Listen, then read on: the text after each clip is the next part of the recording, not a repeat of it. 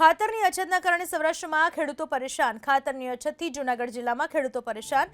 માળિયા હાટીનામાં ખેડૂતોને ખાતરની 2 થેલી અપાતા આક્રોશ। તાત્કાલિક પૂરતા પ્રમાણમાં ખાતર આપવા ખેડૂતોની માંગ।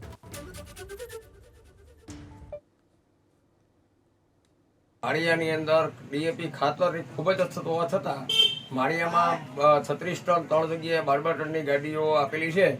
હજી અમારા ખેડૂતોને ખૂબ જ ખાતરની જરૂરિયાત છે। સવારનું 5 વાગ્યાનું વિતરણ કરી નાખ્યું। ઘણા ખેડૂતો બીજા નાના માણસો રહી ગયા છે।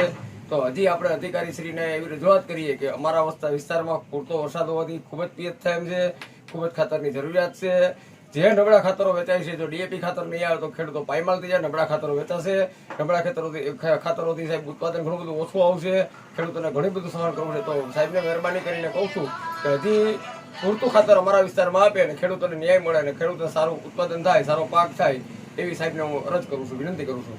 ખાતરની અછતના કારણે સૌરાષ્ટ્રમાં ખેડૂતો પરેશાન। ખાતરની અછતથી જૂનાગઢ જિલ્લામાં ખેડૂતો પરેશાન।